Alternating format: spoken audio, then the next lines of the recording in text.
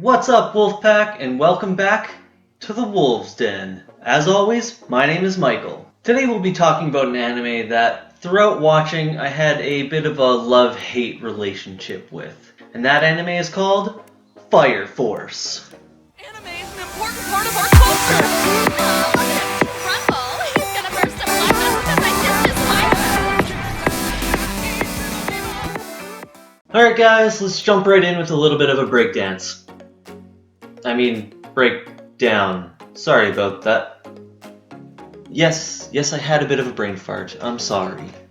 Okay, anyways, Fire Force is based in the year 198 of the Solar Era in Tokyo, Japan, where groups of pyrokinetic firefighters battle monsters called infernals that are created by something called spontaneous human combustion. The story revolves around a young man named Shinra Kusakabe, who has gained himself the nickname Devil or Devil's Footprints for his nervous smiling all the time, and him being able to shoot flames from his feet. With this ability, while Shinra is fighting, it makes it look like he's breakdancing and fighting at the same time, thus my little bit of a brain fart. At the beginning of our story, Shinra joins the Special Fire Force Company 8, which is a group of pyrokinetic firefighters that was slapped together rather quickly in order to investigate the other fire companies 1 through 7 to see if there was any corruption in their ranks,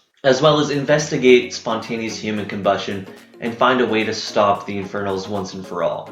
During his time with Fire Company 8, Shinra comes across a faction that is artificially creating infernals. This group of people is known as the White Clads, and they follow their leader known as the Evangelist. Another faction in this universe is called the Holy Soul Temple. Now, there isn't too much information on this group of people at the moment, but we do know that they do train the sisters to pray during the battles just before the infernals are put to rest. Now, throughout the different battles that Fire Company 8 has, Shinra slowly starts to figure out the mystery behind what happened to his mother and brother during a fire 12 years ago. There's a character that comes into play only known as Joker, no other information besides the fact that he is extraordinarily powerful. Now, Joker aims Shinra in the right direction, and he is our first clue as to what happened to Shinra's brother. We find out that Shinra's brother is actually alive. Okay, on to the review. Now, the first thing I want to talk about is actually something that I liked about the anime, and that is the artwork. The dark tones of the entire anime really complement how morbid the story really is. Humans spontaneously bursting into flame and becoming monstrous weapons of mass destruction. And on the other hand, the light undertones really complement the flashiness and draw your eye to the environment, while also keeping your attention on the battles. As well as I noticed that the artwork looked a whole lot like Soul Eater. It was like a really nice throwback. The second thing I want to talk about was actually the storytelling and progression. And now this was something that I have to say was subpar. The storytelling in the first 16 episodes was horrible. Absolute shit. It seemed that the authors would rather focus on unnecessary contextual events rather than focusing on stuff that was relevant to the main story. And the story progression, the story pace was so slow. I found myself looking at my phone more than paying attention to the anime. It almost felt like they gave me no reason to keep watching, nothing to hold my interest. On that note, the third thing I want to talk about is another thing I enjoyed actually.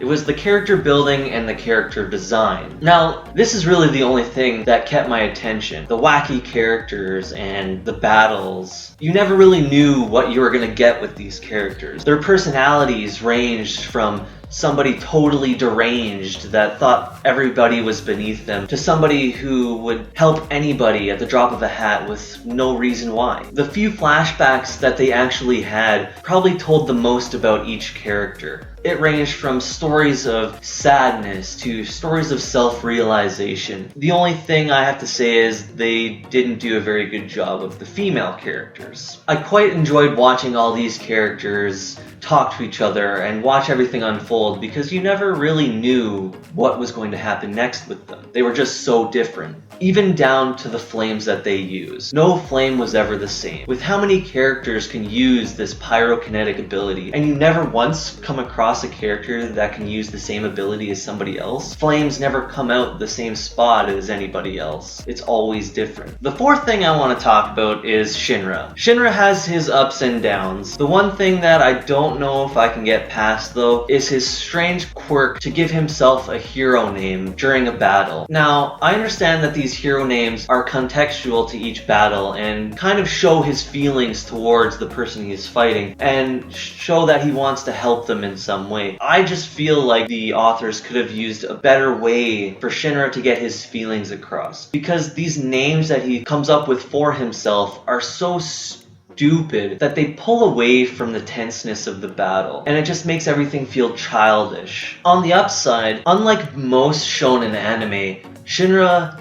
is actually quite smart rather than being a complete moron and totally dense. I enjoyed how much awareness he actually had, how much thought he put into everything, how much he cares about everybody else rather than just focusing on himself all the time. One character that I'm slowly starting to like more and more with each episode was Arthur. Now, Arthur starts off as this egotistical moron who thinks he's a Night King. Now, sure, he has the name Arthur, much like the character from the old fairy tales King Arthur, and he uses a sword which he calls Excalibur, which just shows how egotistical he really is. But as you watch, you slowly start to see him caring more and more about everybody else, and that his Night King facade really is just a facade. The fifth thing that I want to talk about has to do with a character known as Tamaki. Now, Tamaki has the potential to be my favorite character, but I found that the creators didn't focus on her enough. Her backstory wasn't really given, and they built her to be more of a damsel in distress than the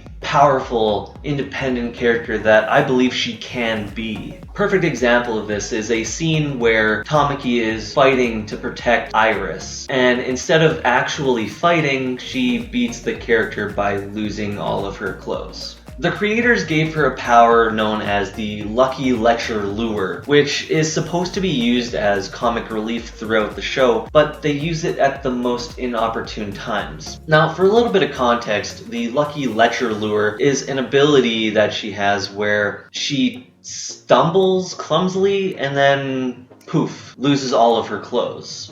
Now, this would be great comic relief if placed in the right spot. Like I was saying before, the creators toss in her Lucky Lecture Lure in the middle of a fight where you're supposed to be feeling tense. You're supposed to be focusing on the battle. You're supposed to be focusing on the participants and how they're feeling towards each other. But instead, they toss in this damsel in distress like a little rag doll, and it pulls all the attention away from everything. Now, there was a scene that kind of supports this, and it's the scene where Shinra saves her from one of her lieutenants. The creators used this scene to solidify Tamaki's role as the damsel in distress, where I believe this could have really shown how strong she actually was. Instead of using her as the little bit of comic relief and the damsel in distress, they could have used this more as a love flag than what they used it for. Overall, I do have to say the anime does have its upsides, including the art, character design, and their character building, even though they do have to work a bit on the character building for the females. If I have to give Fire Force a rating, I would probably give it a 3 out of 5 at this point in time, with room for improvement. The creators need to focus more on story progression on the main story rather than focusing on dialogue that has no relevance. As well as they need to properly place their comic relief rather than interrupting something that's supposed to be tense. They also need to find a better way to get Shinra's feelings across rather than these stupid names. Now, frankly speaking, episodes 1 to 16 were trash, absolute garbage.